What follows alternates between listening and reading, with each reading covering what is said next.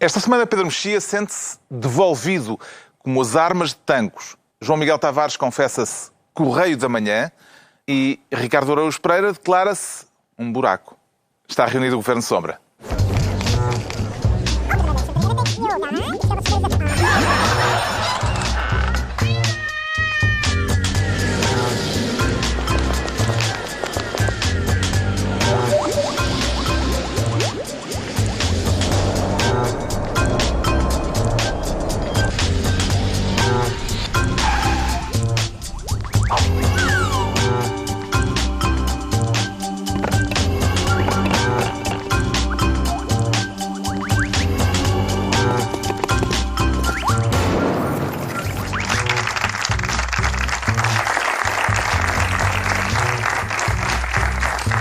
Ora viva, sejam bem-vindos no final de uma semana em que se cumpriram 3 dias de luto nacional.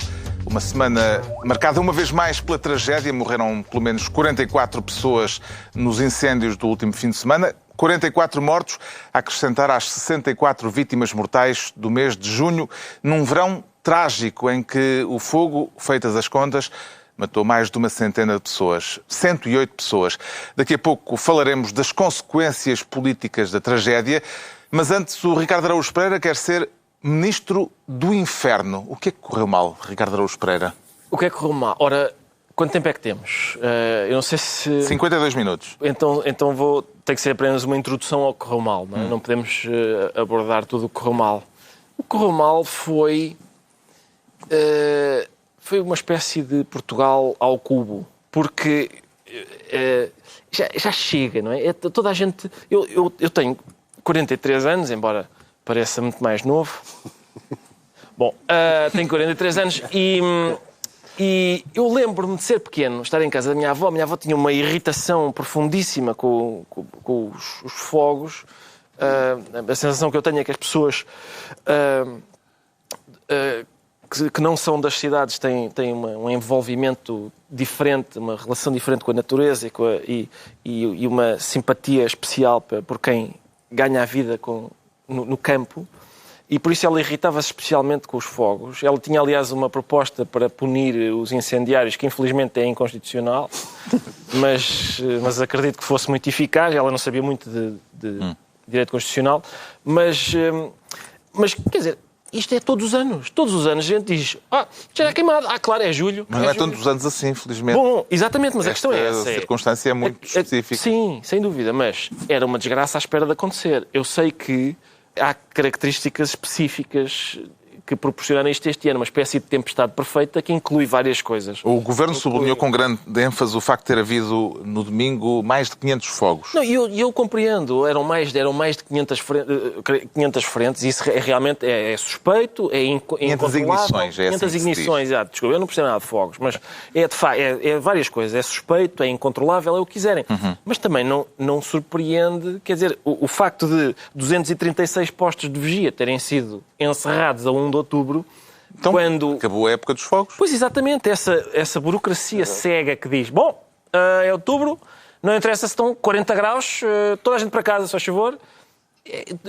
Houve uma série de fatores que levaram a isso. As duas tragédias deste ano são as duas fora da época dos fogos, não é? A outra também foi antes de ter iniciado a época dos fogos. Não é? Antes da fase Charlie e depois da fase Charlie. Exatamente. Portanto, dentro da fase Charlie as coisas correram bem. Não morreu ninguém, mas antes e depois. Mas era a altura, acho eu, de nós, enquanto país... Não quero com isto dizer que não há responsabilidades, evidentemente, deste governo específico, mas há responsabilidades de vários governos, de vários anos. Mas não... Sim, certo, mas não vais entrar nessa. Não vou entrar... Não, mas, quer dizer, mas também não vou esquecer essa, atenção. Não, está bem, mas isso todos nós sabemos desde o início do mundo, que existe uma espécie de pecado original, certo. E que podemos sempre... A culpa pode ir sempre parar à Eva, que passou a maçã ao Adão. Sem dúvida, está bem, mas é importante, quer dizer, isto não foi este ano. O quê? Fogos em Portugal? Não podemos dizer essa isso não foi. Mas este ano o quê? Mortos em Portugal? Mais de 100, sim, claro. Mais de 100 mortos. Isso é verdade. Isso é duas vezes. Exatamente. Quer dizer, sim, exatamente. Mas isso é de facto... tem de acabar. Quer dizer, não pode ser. Parece-lhe credível a afirmação do Presidente da Liga de Bombeiros dizendo que os incêndios do fim de semana passado foram um ato terrorista? Quer dizer, eu não sei o que é que ele pretende dizer com um terrorista. As palavras textuais são estas. Acredito que haja uma organização terrorista que esteja premeditadamente e organizadamente a incendiar o nosso país. É uma forma de criar instabilidade. É a Al-Qaeda dos fogos. Eu não creio que seja assim. Talvez, eu não, se calhar é a altura da gente chamar terroristas às pessoas que... Não, estes senhores acham mesmo que existe uma conspiração, portanto, não sei, suponho eu, das grandes celuloses, que têm uma brigada de gente que vai deitar fogo à floresta. É isso que muita gente anda para aí a sugerir. Eu, francamente, parece-me um absurdo, mas... Sim, eu também não creio que isso seja verdade. Então, estou só a dizer que, se calhar, mudar o estatuto do incendiário, o estatuto criminal do incendiário, para que ele não possa ser presente a juízo e depois sair, se calhar era uma ideia. Há outras teses que dizem que, como se estava à beira de começar a chover, muita gente aproveitou para fazer umas queimadas e, como também não havia a vigilância que provavelmente era necessário haver, a coisa correu mal e acabou na tragédia. Mas também muitas queimadas. 500 pessoas tinham lixo para queimar. Mas isto só uma queimada dá para despachar logo uns foguesitos. Para fazer várias ignições. Sim, por causa do nível de seca que estava e da percentagem de umidade no ar. Agora, a tese conspirativa é um absurdo. Quer dizer, para mim faz tanto... Se calhar, olha, são os mesmos que também andam a conspirar contra Sócrates e pegam fogos também. É terrivelmente irónico que esta nova tragédia tenha acontecido 3 dias depois da divulgação do relatório sobre Pedrógão Grande. Pedro Mexia, de que modo é que essa investigação sobre o que se passou em julho pode ajudar a perceber melhor o que aconteceu agora, 4 meses depois? Pode, e não só pode, como aparentemente a única conclusão que o Governo tirou destes fogos, sobretudo agora do segundo, foi que vai pôr em prática um pacote legislativo com as recomendações desta Comissão. Só que a Comissão não só distribui culpa, aliás, há mais do que um relatório, mas centramos neste, no principal, que toda a gente reconhece que é bem feito e que é independente, etc. Este relatório tem 2 características curiosas e importantes. Uma é que distribui culpas, não no sentido de as querer distribuir, mas de facto elas estão distribuídas, ou seja, não foi só uma entidade, não há só um responsável, há erros de várias natureza. Mas também faz uma coisa importante para evitar um bocadinho isto que o Ricardo começou, mas depois felizmente não foi por aí. Dizer que, isto é uma coisa que dura há anos. É verdade que muitas das questões que o relatório aponta duram há anos.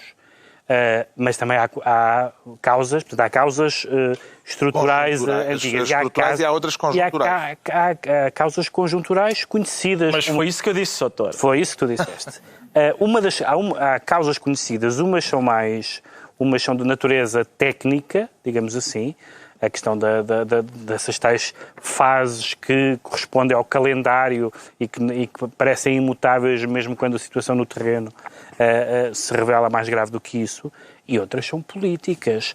Os 13 comandantes distritais que foram mudados por este governo e que provavelmente, segundo também o relatório diz, estão na origem da descoordenação e até da inexperiência em concreto, não é uma causa estrutural desde sempre. Ou melhor, as nomeações partidárias são, mas estas concretas, portanto, o Governo não pode reagir dizendo, pois, isto realmente é um problema antigo. Claro que é um problema antigo e este é um falhanço é um falhanço do Estado, não é só um falhanço do Governo do PS, é um falhanço do Estado português. O Estado português não é capaz de defender os seus cidadãos. E isso é muito mais problemático do que qualquer coisa que se possa dizer sobre o Governo. Mas há causas próximas também, que não serão as mais numerosas, se calhar não são as mais graves, mas há causas próximas sobre as quais o Governo nada disse.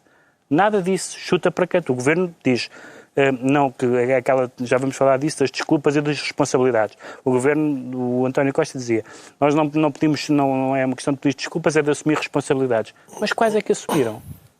Digam-me uma responsabilidade que o Governo tenha assumido.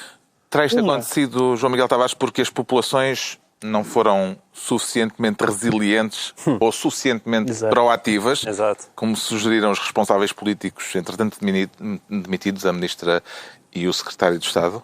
Sim, e outras questões também, não é? De perguntas infantis que houve também durante essa noite.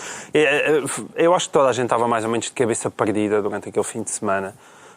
Seja a Ministra, o Primeiro-Ministro, o Secretário de Estado, fizeram fizeram os comentários mais absurdos.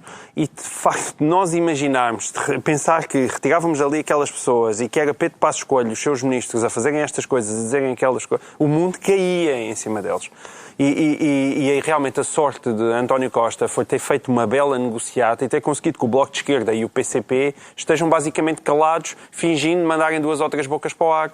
Mas aquela velha indignação a que todos nós estávamos habituados, como que desapareceu. E, de facto, o espaço público e o espaço político português parece que não está ainda bem preparado para essa espécie de eclipse daquilo que antigamente era a oposição da extrema-esquerda, que fazia uma barulheira desgraçada e batia com as caçarolas e com as panelas. E agora, de repente, parece que fica um silêncio. Em primeiro lugar, porque o PSD neste momento está morto e o CDS está vivido, mas é ainda o... Houve vozes da área do PS, Manuel Alegre, Helena Roseta... Muito, digamos, com um certo delay em relação a tudo, não é? Manuel Alegre, quando falou, acho que a ministra, entretanto, já tinha ido embora. O primeiro que eu ouvi, que realmente fez um barulhão desgraçado, foi Marcelo Rebelo de Sousa, não é? Que foi o que fez a diferença toda. Agora, é inacreditável ver estas pessoas falar de resiliência e de proatividade, porque isto é as variações do aguenta, de é preciso sair da sua zona de conforto, aquelas coisas que na altura era um escândalo monumental. Só que com mortos. E só que com mortos. É de facto uma coisa impressionante. É impressionante dizerem... É porque... Na verdade, os portugueses que morreram fizeram exatamente aquilo. Muitos deles estavam a tentar ser proativos. Exatamente. Não havia bombeiros, foram tentar defender os armazéns e as casas. E morreram lá, no meio de toda a sua proatividade. Mas desde quando... Eu também não sou especialista em fogos. Mas agora os fogos combatem-se quem? São os velhinhos de mangueira na mão? Não há bombeiros, então as pessoas que se desenrasquem. Isto é impensável. É evidente que também há mortes noutros países. A Califórnia arde, mas estamos a falar de... Morrem pessoas na Califórnia, mas ardem 6.000 casas e outras coisas que tais. E há uma preparação completamente diferente. E na Galiza morreram 4 pessoas e as pessoas saem à rua em manifestações a dizer que aquilo assim não pode ser. Nós, de facto, temos uma maneira muito diferente de gerir estas coisas, ainda bem que o Presidente da República, pelo menos uma pessoa, que desta vez fez decentemente o seu papel e disse o que tinha que ser dito. E nós estamos habituados muitas vezes a ver sondagens e inquéritos das pessoas a dizer que não confiam na classe política. Mas eu estava há bocado a ver no Expresso, se é no online, se vai ser na edição em papel, diz 48% dos portugueses não confiam na proteção civil. Metade dos portuguses não confiam... Ou seja, 52% dos portugueses são idiotas. É a prova disso.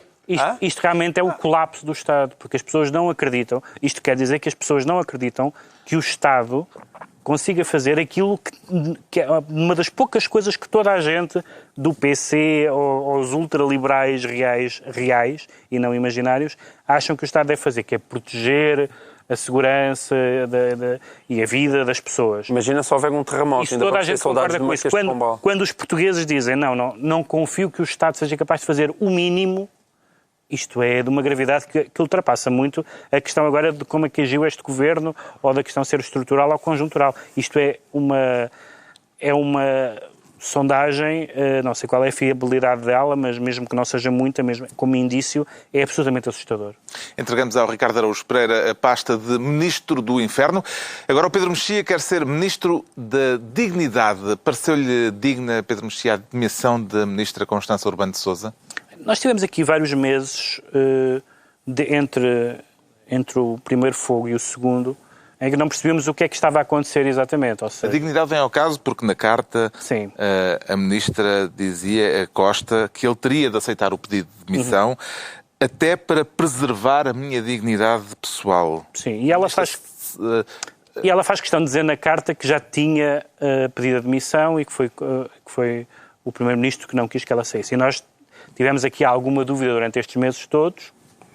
A Ministra foi logo contestada no primeiro incêndio de Pedrógão, foi logo contestadas as suas declarações e depois na Assembleia da República e por várias, até mais por frases infelizes do que propriamente por responsabilidades concretas. E desde o princípio que se falou da hipótese de afastar a Ministra e até à véspera dela ser afastada, ou à antevéspera, o Primeiro-Ministro garantiu que não, nem pensar, que não era para... Era uma infantilidade. Uma infantilidade, não me faça rir, disse ele a uma jornalista que lhe perguntou isso, e portanto nós não sabíamos exatamente se era a ministra que não queria sair e estava amparada por António Costa, ou a ministra que estava morta por ser embora, mas o primeiro-ministro não a deixava sair. A carta dela desfaz essas dúvidas. Mas as dúvidas desfaz a dúvida não a bem do primeiro-ministro, ou seja, basicamente ela esteve ali como para-raios. Ela esteve ali como escudo de António Costa. E, portanto, desse ponto de vista, acreditando no que ela disse na sua própria carta, não me parece que fosse um momento ideal para dizer uma coisa que não fosse verdade. E, portanto, a ministra sai do cargo politicamente queimada? Ela sai no escolha de palavras que... É um trocadilho. Não, há duas coisas diferentes. Menos queimada do que outra. Há coisas de duas naturezas diferentes. Uma são as frases infelizes, que pode-se dizer, são só frases infelizes. São, mas frases infelizes em momentos trágicos são frases muito infelizes. A frase das férias não tem justificação possível. Não é possível dizer aquela frase no momento em que morreram dezenas de pessoas. Não é possível, não é admissível. Claro que ela saiu-lhe, arrependeu-se, correu-lhe mal, tudo bem, toda a gente já disse frases infelizes. Mas não é possível falar em férias num momento em que estão a morrer pessoas. Portanto, só isso justificava a demissão. Depois há a história, a sensação terrível que isto criou de haver uma repetição e de terem sido cometidos alguns erros outra vez. Há várias pessoas que testemunham erros, incapacidades e insuficiências iguaizinhas às de Pedrógão. Portanto, vai ser que só passou pouco tempo, mas justamente por ter passado pouco tempo nós lembramos muito bem quais eram as deficiências. Portanto, a ideia que fica é haver lá um ministro ou não haver ministro é igual. Que em 4 meses não houve nada... Que provavelmente, Deus queira que não haja mais nada, mas que se acontecer outra coisa é tudo igual, porque nada muda. O Governo agora vai aprovar várias recomendações de várias natureza do relatório, ainda bem.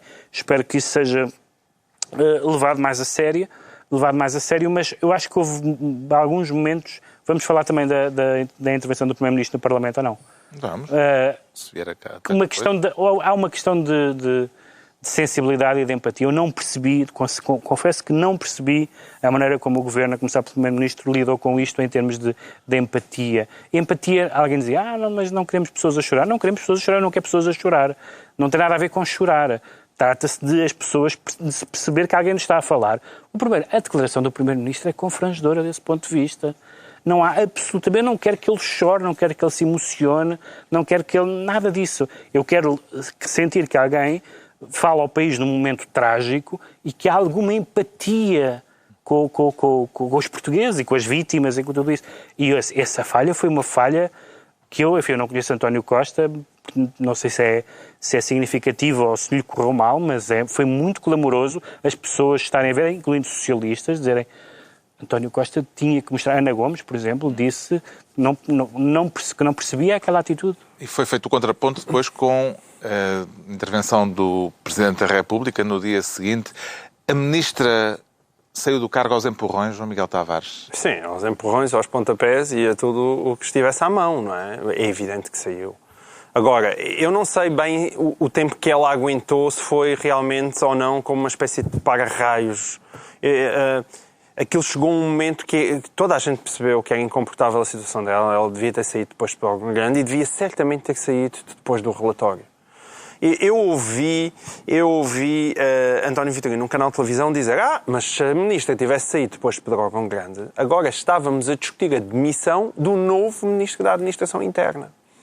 Ora, isso parece-me um raciocínio francamente inacreditável, porque pressupõe que não há nada a fazer. Não há nada a fazer. E, portanto, se lá tivesse outra pessoa, seria igualmente incompetente e tudo isto ter-se-ia passado.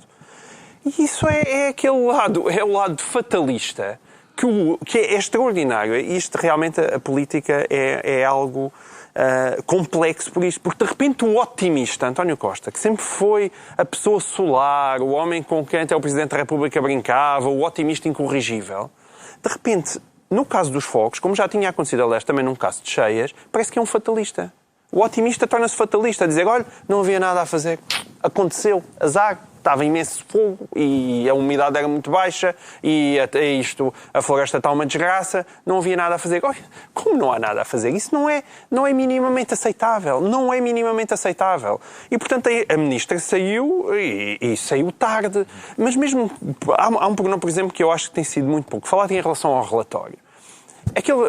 O inquérito que veio, o relatório em relação aos fogos de Pedrógão, toda a gente tem sido elogiado por todas as pessoas, parece uma coisa muito completa, feita por especialistas independentes que percebem do assunto, acho ótimo que olhem para ali e que vão implementar as recomendações. Mas eu pergunto, não devia ter havido, ainda que esse relatório tivesse existido, não deveria ter havido um documento que tivesse saído mais rapidamente, como muita gente pediu? Se calhar se houvesse que não fosse um relatório tão extenso, mas que no espaço de 15 dias, ou 3 semanas, ou um mês, dissesse realmente há aqui estes pontos que necessariamente têm que ser imediatamente corrigidos, isto já não teria acontecido. E nada disto se passou. Portanto, a incompetência é enorme. Esse fatalismo da floresta, por isso é que nós começámos quase a implicar com o Ricardo. Porque o fatalismo de realmente isto não é de agora, a floresta e tudo isto é verdade. Mas há falhas políticas apontadas ali, erros que foram cometidos este ano, que não têm a ver com a situação da floresta, e isso não pode ser esquecido. Houve 2 momentos politicamente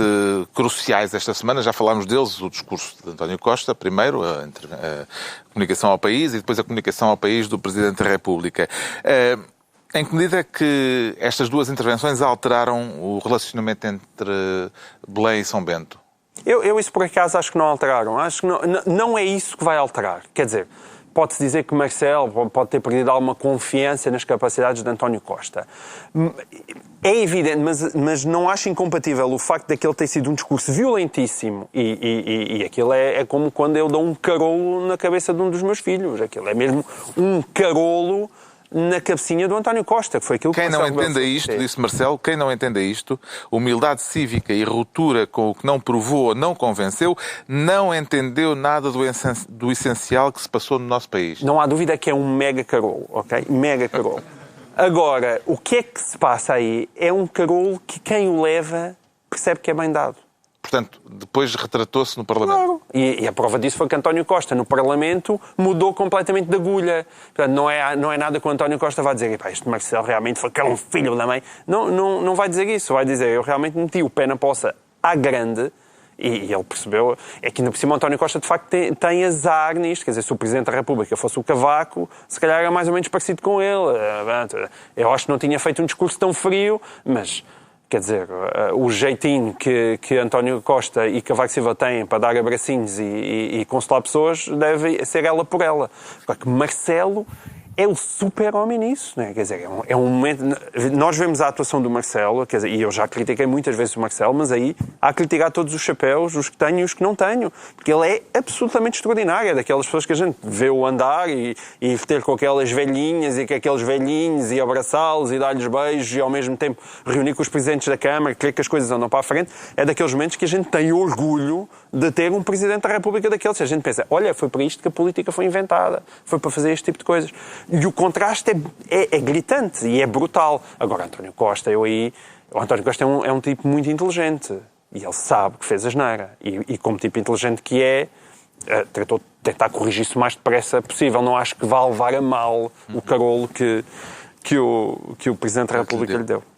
Como é que entende, Ricardo Araújo Pereira, a insistência do Primeiro-Ministro em manter Constância Urbano de Sousa sendo um homem muito inteligente, como sublinhava o João Miguel Tavares. Mas todos os homens inteligentes são estúpidos em imensas coisas, não é? Sim. Foi uma forma de... ser estúpido em montes de coisas, eu também sou bastante estúpido em algumas coisas. Alguma vez? Não é estúpido em nada? Sou estúpido em quase tudo, estás-me a incluir no lote de pessoas inteligentes aqui. Então és muito inteligente. Sim, mas por exemplo, és um tipo muito inteligente, mas foste pôr dinheiro no BES. Quede. Pergunta lá, estás a ver? Pois claro. Eu posso ser menos inteligente, mas o meu está no BPI. Este espaço foi um patrocínio. A insistência em Constância Urbano de Sousa foi uma forma de a proteger ou de se proteger? Carlos... Usando-o como escudo protetor. Pois é, sugeria o Pedro Mexia. Quer dizer... 2. Confrontado com essas hipóteses... Ninguém sabe o que é o Totobola. É o Totobola, mas eu escolheria a segunda hipótese. Agora, eu não percebo, não entendo a insistência. O António Costa disse muitas vezes, não, isso era o mais fácil. Eu não percebo esta embirração com fazer o que é fácil. Eu, como sou preguiçoso, tenho muito apreço por fazer o que é fácil. E quando o que é fácil é obviamente acertado, qual é o problema de fazer o que é fácil?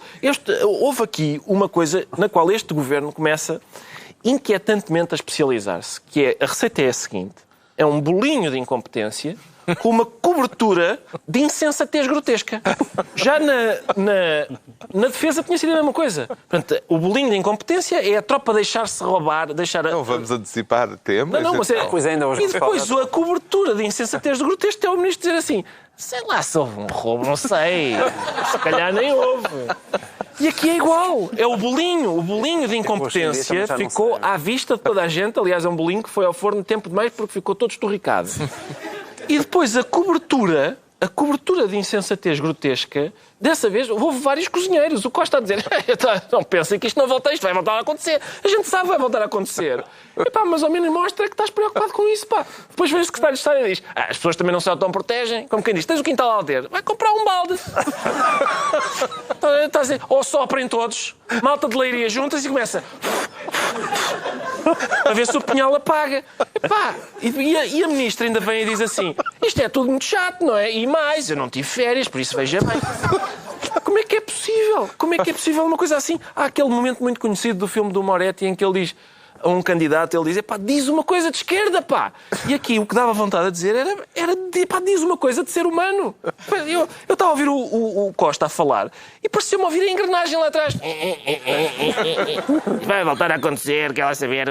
Pá, era uma coisa... Mas não deixa de ser curioso. Depois de... E mais, quando o Presidente começa a falar, a primeira coisa que o Presidente diz é eu, antes de mais nada, quer dizer que sou uma pessoa. Que é uma informação que as pessoas não costumam dar. Mas que ele achou, peraí, se calhar é melhor. Porque, tendo em conta o panorama, eu vou começar por informar que sou realmente um ser humano. E fez falta. Parabéns. Não deixa de ser curioso que tantas vezes o PS tenha acusado, e algumas vezes com razão, e aliás falámos aqui algumas vezes disso no programa, acusado o governo anterior de insensibilidade social. Exato. E, de facto, muitas vezes o governo anterior, e em particular o Primeiro-Ministro, utilizou linguagem que parecia não ter noção do sofrimento causado naquelas matérias em que ele estava a falar. Bom, mas agora temos um governo de esquerda que, por definição, se preocupa com as pessoas, não é? Não é o que vem no dicionário? Não. Aparentemente não. Ou seja, como é que é possível, num caso desta gravidade, as pessoas ficarem com a sensação de falta de empatia?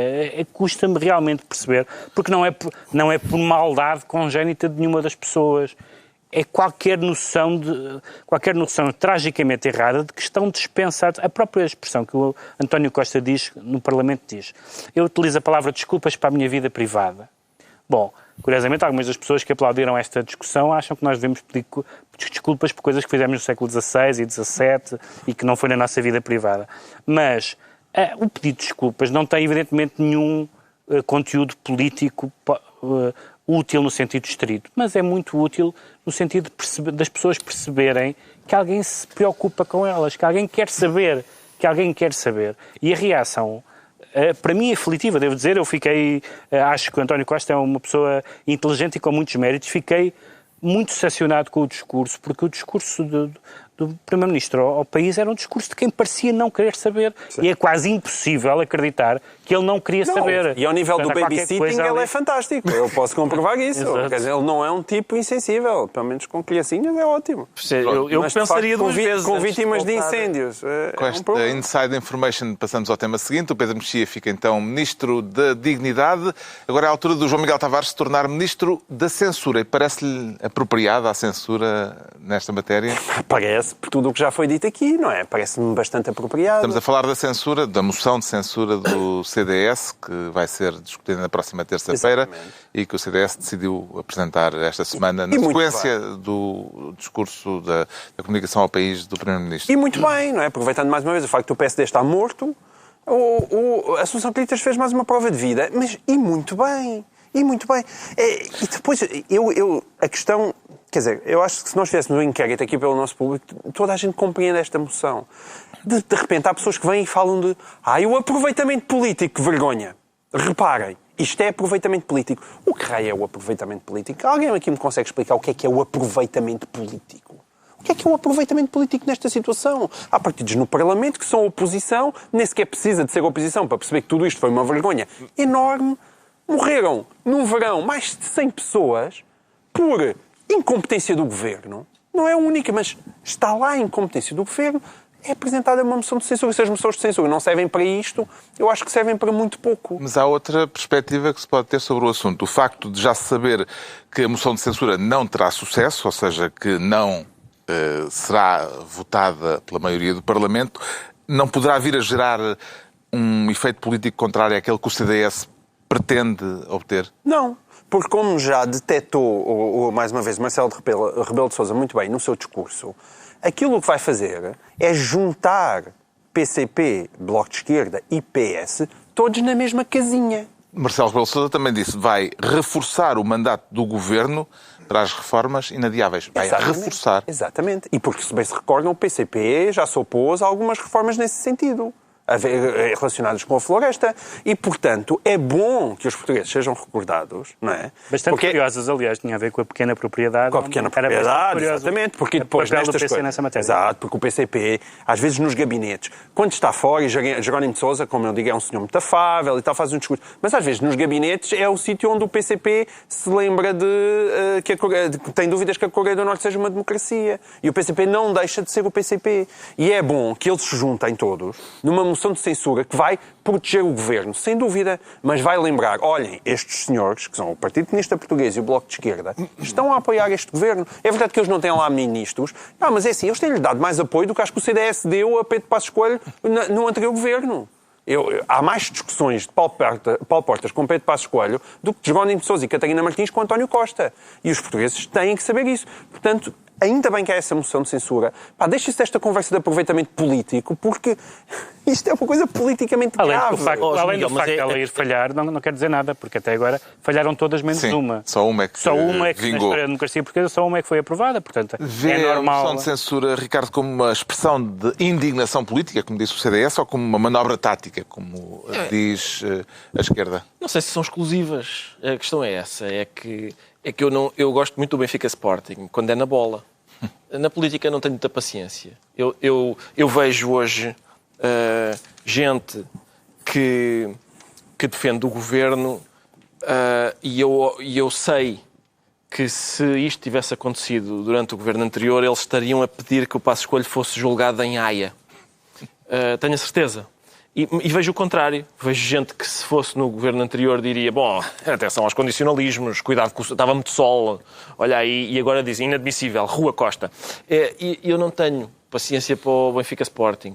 E, portanto, a mim não me pagam para fazer... Mas não achas que a moção de censura é justificada? Não, eu acho que o governo... Imagina que o Primeiro-Ministro chamava Pedro Santana Lopes e o Presidente da República Jorge Sampaio. João Miguel, não precisas de fazer isso porque eu inventei o jogo, imagina que era com o Cavaco. Eu é que inventei esse jogo. É o jogo... Já propuseste à Majora? A Majora está a estudá-lo, é um jogo de tabuleiro giríssimo. E é um jogo que eu faço sempre, precisamente porque eu não aprecio participar nesse Benfica Sporting. Mas atenção, eu acho que a moção de censura vai ser um festim. Porque, de facto, há razões para censurar o governo. Por outro lado, quem o censura é a antiga Ministra da Agricultura. E, portanto, vai ser aquele jogo infantil do estás tu. Estás tu. Em princípio vai ser isso, mas em política. E eu vou, na terça-feira, vou estar sentado, basicamente é o que eu faço sempre, mas nesse dia com mais cervejas. Uma moção de censura pretende derrubar o governo. Acredita que, Pedro Mexia, que o CDS e o PSD, que vão votar essa moção de censura favoravelmente, gostariam mesmo de fazer cair o governo na terça-feira? Gostariam de fazer cair o governo, mas o governo não vai cair na terça-feira e, portanto, quem apresenta a moção sabe que a moção não vai passar. Como souberam praticamente todos os que apresentaram as várias moções à esquerda e à direita que foram chumbadas, só a do PRD foi a única que triunfou. E, portanto, ou seja, a função da moção de censura é fazer cair o governo, mas ninguém desiste de uma moção de censura só porque o governo não vai cair por causa disso. Ou seja, a moção de censura é para... claramente marcar uma contestação. Muitas, por exemplo, agora temos esta situação, morreram pessoas nos incêndios, parte da culpa pode ser em graus variáveis e discutíveis atribuído ao Governo. Algumas das moções de censura, no passado, foram apresentadas porque havia setores da população que sofreram consequências nas suas vidas devido às políticas do Governo. É a mesma coisa, não percebo a indignação. É uma manobra parlamentar. Claro que é uma manobra parlamentar. Tudo o que se faz nessa matéria é uma manobra parlamentar. Não manobra. O Governo... Não é isso. Eu estou a falar da manobra tem uma conotação negativa, não é? Não é isso. Estou a usar a expressão que foi utilizada. Sim. Que foi utilizada pelos partidos da esquerda. Este Governo é uma manobra parlamentar. Não é? Este Governo nasceu de uma manobra parlamentar. Legítima, mas uma manobra parlamentar. Não há problema nenhum nessa manobra. Agora, a vantagem também é dizer, como o João Miguel estava a dizer, que o PC e o Bloco são corresponsáveis ainda mais pela política do Governo, incluindo nestas matérias, coisa que nós sabemos que nem sequer é bem verdade em alguns aspectos das questões que estão em discussão. Entretanto, houve uma remodelação governamental. O lugar que era de Constança Urbano de Sousa foi ocupado pelo, até agora, ministro adjunto Eduardo Cabrita. Para o lugar de Eduardo Cabrita foi escolhido por António Costa o advogado Pedro Cisa Vieira. Telegraficamente, o que é que conclui destas mudanças, João Miguel Tavares? Concluo que o Governo da República Portuguesa está cada vez mais parecido com a lista da festa de anos do António Costa. E eu não acho bem.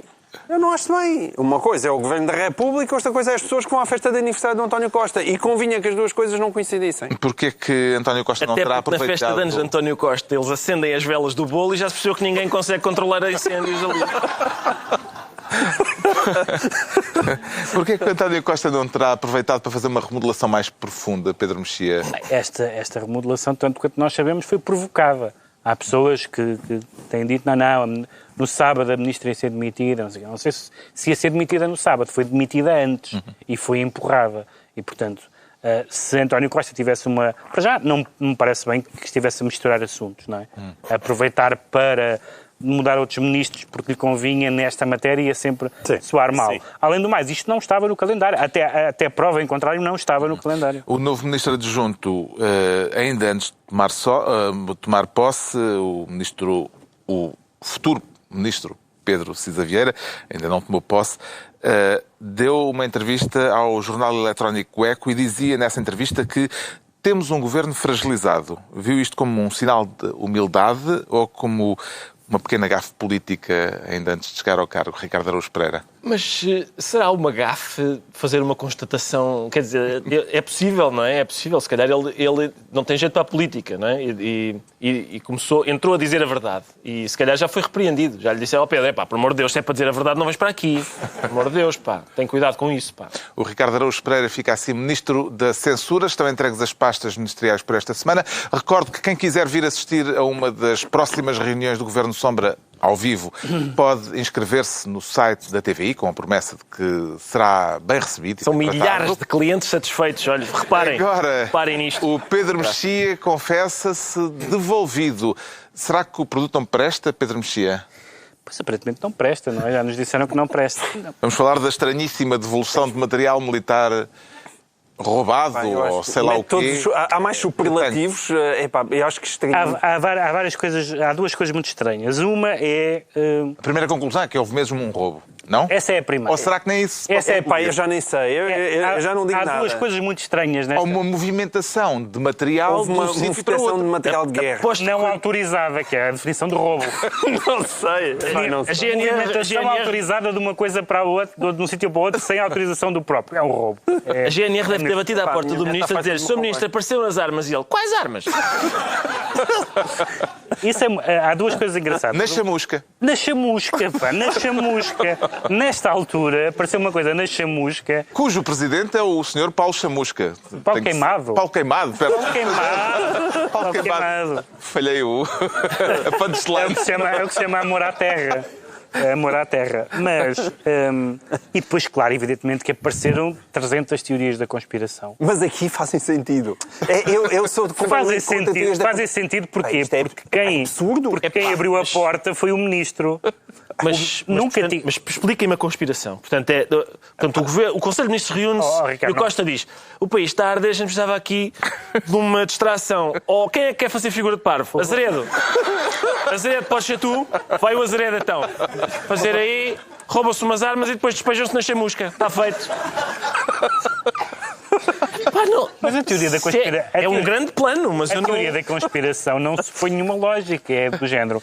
Isto é muito estranho, reticências. E então... Não, é que nós saltámos um passo aqui. O Ricardo já aludiu a esta mini teoria da conspiração que nas redes sociais apareceu, de que, assinalando o facto de as armas terem desaparecido poucos dias depois do primeiro incêndio de Pedrógão Grande e terem aparecido poucos dias depois desta segunda tragédia. Apareceram as armas, mas não apareceram as munições. Às tantas aquilo foi para aqueles casamentos árabes, que eles depois começam a dar tiros para o ar. Se calhar foi isso, era para um casamento árabe em Portugal. Estouraram tudo. Eles estouraram, é difícil aceder a armas, gastaram as munições todas a mandar tiros para o ar e depois no final devolveram. Então, havia um grupo muito engraçado, rapaz, chamava Gato Fedorento, e eles tinham um sketch. Product placement. Era. Eles tinham um sketch em que um tipo pedia a um amigo dele da tropa que lhe emprestasse um míssil para arrebentar em honra de Nossa Senhora dos Remédios. Pode ter sido isso, hein? Pode ter sido isso. Está esclarecido então porque aqui o Pedro Mexia diz sentir-se devolvido. Agora, o João Miguel Tavares declara-se o Correio da Manhã. Também gostaria de saber como é que Sócrates paga atualmente as despesas que tem, João Miguel Tavares. Gostava, e muito. Eu gostava e muito. E o que é que o senhor tem a ver com isso? Pois. E é extraordinário o que é que o senhor tem a ver com isso. Foi a resposta de José Sócrates. Que sendo José Sócrates a responder aquilo, não há nenhum espanto. Agora, de repente, houve uma quantidade enorme de pessoas nessa coisa tão divertida chamada Facebook que até acham que José Sócrates, de facto, se calhar é um bocadinho aldrabão, mas que acharam mal o Vítor Gonçalves ter feito a pergunta. É verdade que o Vítor Gonçalves parece que esteve nervosíssimo durante toda a entrevista. A sério. E a reação dele à resposta de Sócrates pareceu mesmo daquele do miúdo que foi apanhado com a mão na lata dos biscoitos. E aquilo estava perante o animal feroz. Estava perante o animal feroz. A sério, eu hoje em dia, eu acho que qualquer dia vou telefonar ao Sérgio Figueiredo a dizer que eu quero muito entrevistar o Sócrates. Eu queria estar à frente de Sócrates para perceber que experiência sociológica é essa. Mas tu querias estar com a faixa, com o barrete de campino. Sim, era o que tu querias. Pode ser com faixa e com barrete de campino. Tu querias festa brava. Mas Mas pode ser que José Sócrates esteja lá em casa a ouvir isso e eu gostava de entrevistar José Sócrates só para perceber qual é que é aquela sensação. Agora, mas pelo amor de Deus, eu não percebo. As pessoas que acham que é uma pergunta que não se faz, eu não sei, quer dizer, se calhar se o Valdir Azevedo entrasse por aí e dispusesse, olha, tenho aqui um ótimo negócio para você, as pessoas iam atrás e dizer, senhor Valdir Azevedo, diga lá que realmente eu quero investir aí o meu dinheiro. É que isto é toda a notícia. José Sócrates, hoje em dia, continua a não ter dinheiro. Vamos ver. Acreditando na narrativa do próprio José Sócrates, significa que ele hoje em dia não tem dinheiro. Não ter dinheiro. Sim, recebe uma pensão de 2.000 e tal euros, que, como qualquer pessoa sabe, deve ser mais ou menos o dinheiro que ele precisa de pagar para viver onde vive no Parque das Nações. Ora, o homem tem 2 advogados a trabalhar o tempo inteiro para ele, tem mais assessores, tem filhos, não sei se tem ainda ou não namoradas, mas pelo menos tem certamente dinheiro para pagar dezenas e dezenas de recursos. É evidente que não bate a bota com a perdigota. E o que é que as pessoas pensam? Há ainda dinheiro que o José Sócrates há de estar a usar e ninguém percebe de onde é que ele vem. Como é que isto não é notícia? Ao fim destes tempos todos, os portugueses acho que ainda não perceberam o filme. E o pobre Vítor Gonçalves anda a apanhar. A pergunta pareceu-lhe legítima, Pedro Mexia? Bem, há 2 coisas. Primeiro, é uma pergunta sobre a vida financeira de um ex-primeiro-ministro. Não é uma pergunta sobre a vida privada, não é sobre uma matéria de que não se pode fazer uma pergunta. Mas o problema é que no caso dele ele misturou tudo. Deixa-me continuar. Segundo, a origem toda disto é isto. É como é que esta pessoa tinha uma vida que não batia de acordo com os rendimentos conhecidos. Portanto, esta é a pergunta que está em causa. De resto, como aliás acho que foi o Ricardo que notou na visão, o José Sócrates, que se zanga tanto com essa pergunta, a primeira pergunta é se ele foi um primeiro-ministro corrupto. É a primeira pergunta da entrevista à qual o José Sócrates responde normalmente, que é uma pergunta bastante achincalhante. É uma pergunta bastante achincalhante. E ele achou normal, mas achincalhante. Mas sabes porque é que achou normal? Porque a definição de José Sócrates parte para cima das pessoas é só quando acontece uma coisa, é quando ele não está à espera da pergunta. E ele estava à espera da pergunta do corrupto, não estava à espera da pergunta... Agora, é uma pergunta desagradável? É uma pergunta ilegítima? Não, claro que não. É uma pergunta sobre a vida financeira de um ex-primeiro-ministro, que é o que está em causa, sempre foi. A tragédia dos incêndios desviou as atenções do caso José Sócrates, das acusações contra Sócrates e também... Achas que foi o Carlos Santos Silva que andou a pegar os incêndios?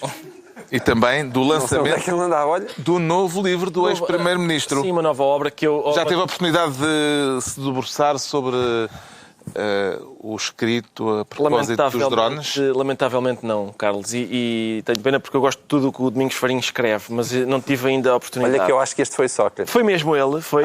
Mas já está muito mal escrito. Este livro, a sensação... João Miguel Tavares já leu. Já estive a folhear. Não, eu da outra vez fiz a Crónica da Visão toda só sobre a capa, as badanas e o índice, acho eu. Certo. Porque... Mas olha que tu eras bom para fazeres uma leitura comparada. Sim, acho que vale a pena. Sabes que acho que Farinho já não está já não me parece que este, tal como era o outro anterior, um livro para ser comprado em grandes quantidades. Porque o anterior era um tom cinzento suave que fica bem, tu compras 200 exemplares daquilo e faz-te uma estante bonita. Este é um vermelho muito carregado. Acho que não uma pessoa que não vai... resulta tão bem. Não, mas atenção, eu acho que sobre a pergunta, o Pedro já citou, aliás, um colunista magnífico, e não é por acaso, porque é de facto um colunista que marca a atualidade, muitas vezes. Mas a questão é essa, a mim, se me perguntam, tu és corrupto, eu acho que fico um bocado ofendido. Agora, tu vives como? Então, eu tenho alguns trabalhos, mais ou menos, aquilo que eu chamo de trabalhar, mas não é bem, e pagam-me, e é assim. Agora, há duas ou três coisas que eu queria dizer sobre a entrevista, que não têm a ver com essa pergunta, que são outra vez coisas, outras justificações do Sócrates que eu acho extraordinárias, como, por exemplo, olha, o Carlos Santos Silva comprou um quadro do Júlio Pomar e estava em sua casa e a fatura também. E diz o Sócrates, não, o que aconteceu foi que eu convenci, ele usou a palavra, eu convenci o meu amigo Carlos Santos Silva a trocar-me esse Júlio Pomar por 7 ou 8 quadros que eu tinha. Eu aposto que esses quadros eram O Menino da Lágrima, Os Cães a Jogar Póquer, 5 quadros que o Duda pintou no 8º ano na sala de trabalhos manuais e uma Mona Lisa feita em fósforos. Aposto! Ele dá explicação para o facto das transações, do dinheiro ser dinheiro vivo e não... Dinheiro vivo. Dá mais jeito, não é? Não. Carlos Santos Silva é que quis. Preferiu o Carlos Santos Silva é que quis, claro que sim. Dava muito mais jeito. Sim. Ter envelopes porque é melhor. Tens aí 7.500 euros que me emprestes. Tem, sim, senhor. Peraí. Ora, 20, 25... Temos que saltar para os decretos. Vamos embora. Pronto, então vamos a isso. O Pedro Mexia decreta: canta bem, mas não me alegras. Sim, o senhor Canta, que é o vocalista de uma banda francesa, de que eu aliás até gosto, chamada Noir Désir, e que esta semana foi muito polémico porque uma revista francesa chamada Les En Rock publicou uma entrevista com ele e fez da capa com uma fotografia dele. O problema do senhor Canta é que matou uma mulher à pancada, a atriz Marie Trintignant, esteve preso por isso. A mulher com que ele viveu também lhe batia e suicidou-se. E, portanto, é uma figura que não é exatamente uma figura que deva ser propagandeada dessa forma, sendo tanto mais que a revista é uma revista conhecida pelas suas posições esquerdistas, feministas, etc. E eles, de repente, não acharam que havia nenhuma... Podem muito bem fazer a diferença entre a arte e o artista, tudo bem, mas darem aquela capa, fazerem uma quer na entrevista, quer depois na justificação que deram perante a gritaria que foi... Levantou um clamor. A dizer que é preciso falar de zonas de sombra. Não há zonas de sombra quando um homem mata uma mulher à pancada. Não há zonas de sombra da arte, não há zonas de sombra no crime.